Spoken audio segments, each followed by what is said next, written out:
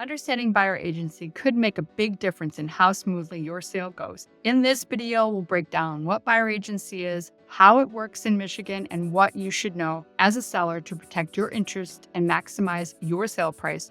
So let's get right into it. Selling your home is a complex process, but today we're going to focus on buyer agency. The buyer agent represents the buyer's interest during the home buying process. They help the buyer find the right property and negotiate the price and the terms. They navigate the transaction through appraisal, possible renegotiations, and on to the closing table.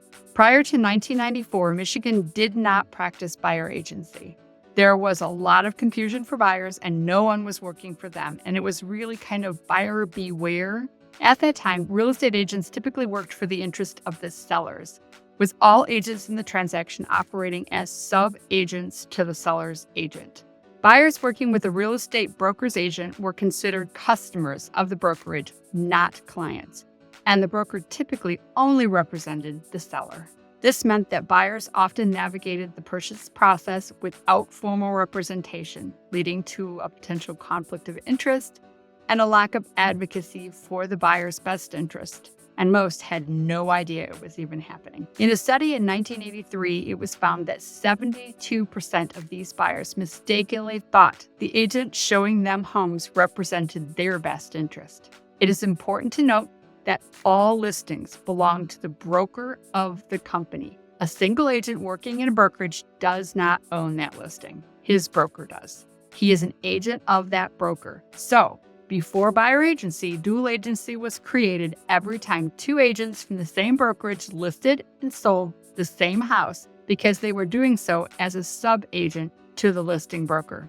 Buyer agency, also known as commission sharing, was motivated by a class action lawsuit in the early 1990s, in which buyers and sellers sued Edina Realty in Minnesota. In the lawsuit, buyers alleged that they were working with agents at Edina Realty to purchase a property, while other agents at the firm were listing the same property, a situation now known as dual agency. Again, buyer agency did not exist, so buyers were not aware of this dual agency. Real estate professionals pioneered a solution to safeguard these unrepresented buyers, altering real estate transactions and better protecting buyers. With this new arrangement, listing brokers agreed to divide already agreed upon commissions, offering a portion to the other buyer broker who would pledge loyalty and fiduciary duty to that buyer. This system was not introduced by increasing the seller's commission percentage, but rather by redistributing the existing commission they already received to accommodate the emergence of buyer agency. This shift significantly benefited all parties involved. Listing brokers were motivated to share the agreed-upon commissions because it reduced their workload and costs, as many had previously compensated sub-agents for assisting with buyer-related tasks without officially representing the buyer. Now, buyers' agents champion the cause of buyers and manage over 100 tasks in each transaction to ensure their buyer clients' best interests are served. Buyer agency also changed the dual agency issue from the brokerage, as everyone was now represented. Dual agency still exists, but I believe it should be rarely used. In Michigan, dual agency is legal, but requires the informed consent of both parties. It should be left to cases when an agent has a buyer and a buyer agency relationship with that buyer and takes a listing and has an exclusive right to sell, and the stars align and the deal is perfect for both. As long as the buyer and seller agree and both understand that the agent is acting as a dual agent and what that entails, it works for both parties. While this can seem to streamline communication, it also means that the agent has to remain completely neutral and cannot advocate solely for either party's best interest, not the buyer or his seller. So, does having an agent who is acting as a dual agent sound like it's good for either party? In my opinion, the answer is no. This is why it is best for your listing agent to not bring you a buyer. But if you find yourself in this situation, it's crucial to understand the potential conflicts of interest and decide whether it's the right choice for you. What happens more commonly is the seller lists his home and a sign goes up in the yard and the listing agent's phone starts ringing with buyers asking the listing agent to be their agent. This is not dual agency. Fiduciary responsibility is to the seller, who is the client. There is a signed seller's disclosure as well as an exclusive right to sell agreement spelling out the listing agent's duties, services, and responsibilities to the seller, his client, as well as fees for doing so. And the customer, who is the buyer at this point, has no agency relationship with the listing agent. That customer will also sign an agency disclosure stating that they understand how agency works and know that the listing agent is a seller's agent only. The list agent could manage the buyer side paperwork for the seller if the seller agrees, and either the seller or the buyer can compensate the agent for that. Both parties understand that the list agent works for and is loyal to the seller only. However, this new buyer agency may add some challenges for future home buyers and sellers. So let's talk about the potential negative consequences and why this development matters more than ever in today's real estate market in Michigan. The relationship between buyers and their agent is typically formalized through a buyer's agency agreement, which outlines the agent's duties and responsibilities and has been this way since 1994. Many states did not adopt buyer agency when Michigan did. The states where these lawsuits were filed were states that did not practice buyer agency. In Michigan, fees and offers of compensation to the buyer broker have been negotiated since buyer agency began. This lawsuit was brought to institute a more unified practice nationwide because all states now practice buyer agency. The recent lawsuit had no plaintiffs from Michigan. So how does buyer agency affect sellers? And why should it matter to you as a seller? When a buyer is represented by an agent, the agent's job is to secure the best possible deal for their client by negotiating the price, asking for repairs or credits, or making other demands that might affect your bottom line as a seller. This is why it is best for each side to have their own representation. However, it's important to note the buying and listing agents have typically been paid through a commission sharing that comes from the seller's proceeds at closing. This commission is always negotiated up front when you list your home. I know many agents who regularly negotiated compensation that was both higher and lower than the industry standards, but it was never a set amount, and it is still negotiable. But instead of the listing agent negotiating, remember the listing agents don't own their listing, the broker does. Now the seller is offering it, or the seller and buyer are negotiating it through the buyer-broker compensation agreement outside of the listing agreement. And this is meant to bring clarity. But not every brokerage is the same, and not all are trained the same. The training is different from every brokerage and every franchise. The interpretation can also be different. It is going to be very important for sellers to know and understand what they're signing. Who you decide to use to sell your home is going to matter. How they are trained matters. Who does the training matters. Now, let's talk about protecting your interest as a seller. Here's a few key strategies. The first one is commission structure. The new rule requires full disclosure of this arrangement upfront, ensuring that sellers and buyers are aware of compensation, who is paying it, how it is being paid, and what percentage will go to the buyer's agent. Make sure you're clear on commission and be prepared to discuss the pros and cons with your listing agent and negotiate these terms before signing any agreement.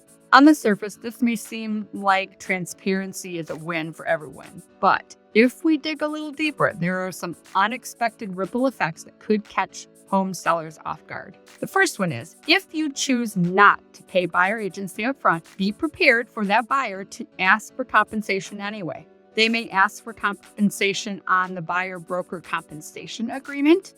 They may ask for it in the form of a concession, or they may offer a lower price to make up the difference. The second one is, after there is a fully executed purchase agreement, the buyer will have a certain amount of days to get a private inspection. Generally, it's less than 10. We like to keep it around 5 to 7.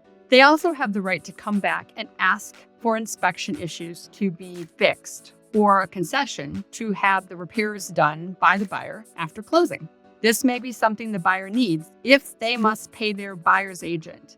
I expect buyers to be pickier about inspection issues going forward. Number 3 is the appraisal contingency. The buyer may offer you more than you're asking and then ask for some of the extra to have the funds to pay their agent. But this may cause an appraisal issue. Recently, we've had a lot of over-asking offers, and if the buyer wanted their offer to be accepted, the offer had an appraisal gap guarantee, guaranteeing that if the appraisal came in at a shortfall, they would make up the difference. I expect to see less of this if there's no compensation offered to the buyer's agent. If the home does not appraise, the price will need to be renegotiated to a lower price, and you may be asked to now pay compensation on top of that lower price. And if not, that buyer could walk away because they still need the funds to pay their agent. Now you've wasted a couple weeks and you're left to start from scratch with a new buyer. Number 4, putting the house back on the market. This has the appearance of something being wrong with the home. It's possibly an inspection or appraisal issue. So the new buyer believes that there are physical shortcomings with the house, and now to get that house sold, that seller is going to take less for the home. And now you may well walk away with less than you would like. Another unintended consequence is how this change might affect the overall pool of buyers. If a buyer can't pay their agent on top of all the fees that they're already paying, they may instruct their agent to only show them houses that are offering compensation. By saying no to paying buyer compensation, it could reduce your pool of buyers by as much as 80%. This is a potential problem because there's a sweet spot of about 2 to 4 weeks to get as many buyers as you can into the home. It is a game of numbers, and it only takes one buyer, but many buyers need to go through the house to find that one buyer. If a property is on the market longer than usual, buyers begin to think there must be something wrong with it. And now the seller needs to start dropping the price to increase the buyer pool. There are always less buyers after a price decrease. And if there is still no compensation offered, that pool is smaller still. Shrinking your pool of buyers may well cost you a lot of money at the closing table. Some buyers may opt to represent themselves, thinking they can save money by cutting out the buyer's agent entirely. While this might seem like a savvy move for a buyer, it could complicate things for you as a seller. Sometimes not paying buyer agency could cost you more than if you did agree to compensate the buyer's agent. Without a buyer's agent involved, you might find yourself dealing with a buyer who doesn't fully understand a real estate transaction. And this could lead to longer negotiation periods, more potential for deals to fall through, and an overall increase in the time it takes to sell your home, and therefore a lower selling price. Unrepresented buyers, as we saw before 1994, have no idea what they're doing. In this really litigious society we live in, any miscommunication or misunderstanding could result in a lawsuit and putting your sale on hold or giving in to the buyer's demand. Very soon, gone will be the days of over-asking offers and sellers having all the bargaining power. And we are headed into a more neutral market from a seller's market. I recently did a video about selling your home in a shifting market. If you're thinking of selling soon, you might want to take a look at that one also.